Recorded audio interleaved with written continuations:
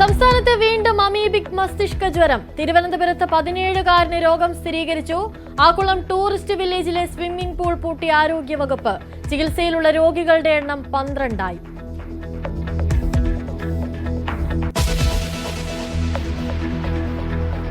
അഴിമതി ആരോപണത്തിലും ചേരിപ്പോരിലും ഉലഞ്ഞ് വയനാട് കോൺഗ്രസ്. നേതൃത്വത്തെ പ്രതിക്കൂട്ടിലാക്കി NM വിജയന്റെ മരുമകൾ ആത്മഹത്യയ്ക്ക് ശ്രമിച്ചു.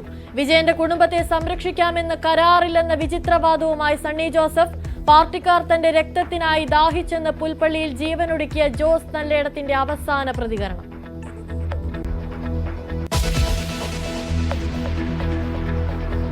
മലയാളം സർവകലാശാലയുടെ പേരിലും PK ഫിറോസ് KT ജലീൽ പോര്. തിരൂരിലെ ഭൂമി ഇടപാടിൽ കോടികളുടെ അഴിമതിയെന്ന് ഫിറോസ്. ഏറ്റെടുത്തത് നിർമ്മാണയോഗ്യമല്ലാത്ത ഭൂമിയെന്നും ആക്ഷേപം. തെളിവുണ്ടെങ്കിൽ പുറത്തുവിടാൻ വെല്ലുവിളിച്ച് ജലീൽ. ഫിറോസിന് ബ്ലൂഫിൻ ടൂറിസം കമ്പനിയിലും പങ്കാളിത്തമെന്നും ആരോപണം.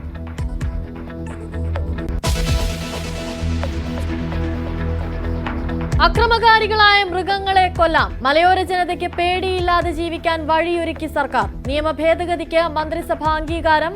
വന നിയമ ഭേദഗതിയും തിങ്കളാഴ്ച തുടങ്ങുന്ന സഭാ സമ്മേളനത്തിൽ പരിഗണനയ്ക്ക്.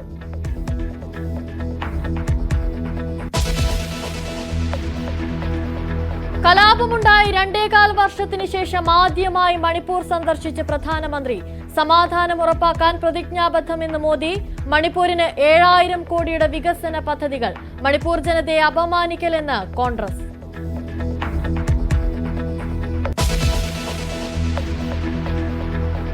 തദ്ദേശ നിയമസഭാ തെരഞ്ഞെടുപ്പുകളിൽ കേരളം പിടിക്കാൻ കോൺഗ്രസ്. സംസ്ഥാന പര്യടനത്തിന് രാഹുൽ ഗാന്ധിയും പ്രിയങ്കയും എത്തും.